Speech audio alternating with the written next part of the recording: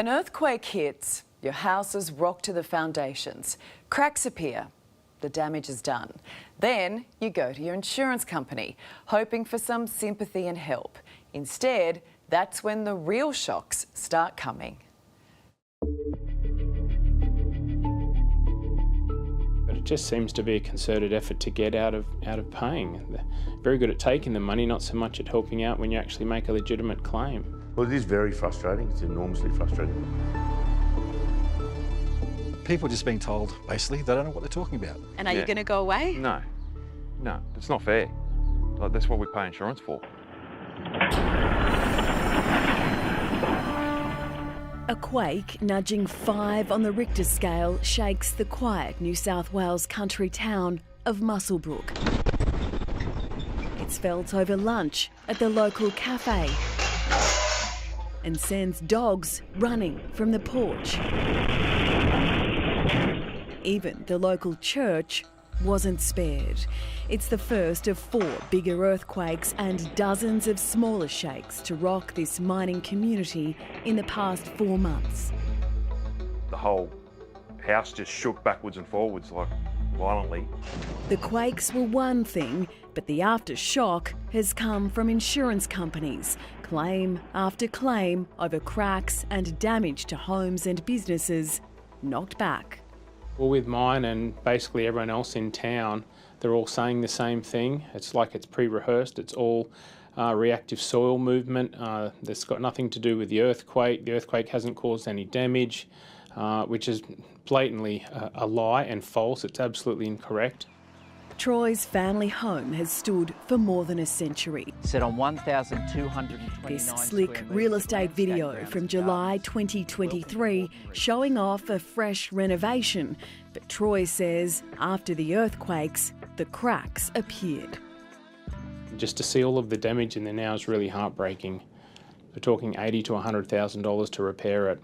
Troy made a claim with his insurer, Allianz, which uses a third party, Silver Wolf Projects, to determine the cause of the damage.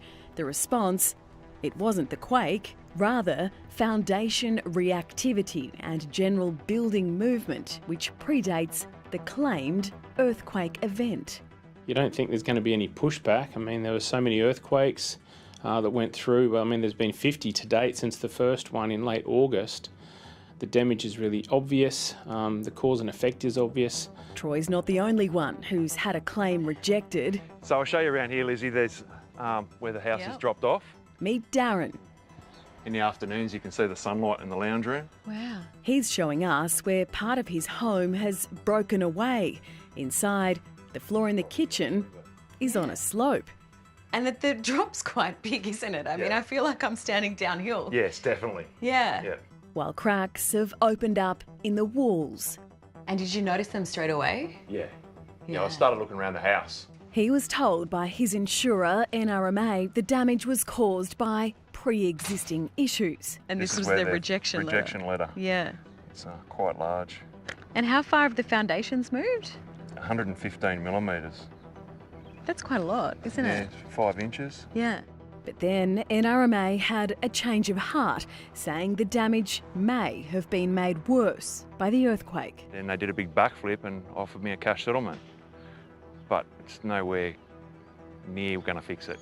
He's not taking the $50,000 offer. Darren is now seeking a new quote for building repairs. Does it keep you up at night, Darren? Definitely, yeah. It's hard to fall asleep thinking about it. Because it's stressful, isn't it? Oh, 100%. It's your home. It's your house. Yeah, it's your home. But some insurers are paying. This is Kevin. Oh, and it's all the way around, isn't it? It's all the way around. Mm-hmm. Yeah. He's got cracked walls inside and out. I can see daylight through there. You can see daylight through it. Bingo. Kevin's insurer, Shannon's, has agreed this damage was caused by the earthquake and will cover the cost of repairs.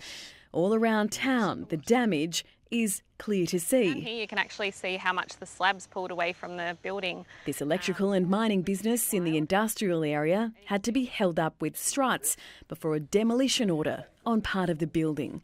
Muswellbrook Mayor Jeff Drayton says his is a town on edge. Is there a big one coming?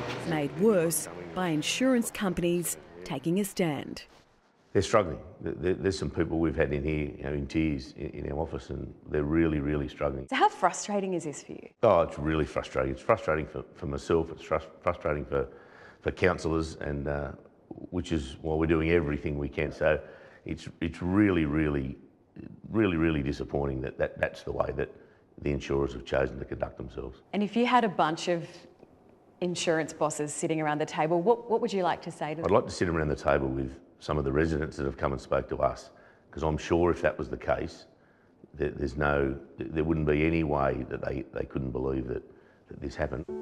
For Troy's family, it's been a rough year. His 10-year-old son, Tom, is sick, having chemotherapy for acute leukemia. We're not trying to get a free renovation into our house, and we don't want sympathy or anything to come from this. All we want is for Allianz to be fair and equitable and honour our claim. It's a legitimate claim, and honour the claims of a lot of other people, because all of the attention that I put into this and all of the energy and focus, it takes it away from my son and his treatment.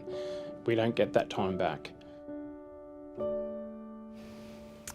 And late yesterday, the state government declared it was a natural disaster, saying it'll provide disaster relief for locals. So ball is over to you, insurance companies. If it's good enough for the government, it should be good enough for you. Do what's right.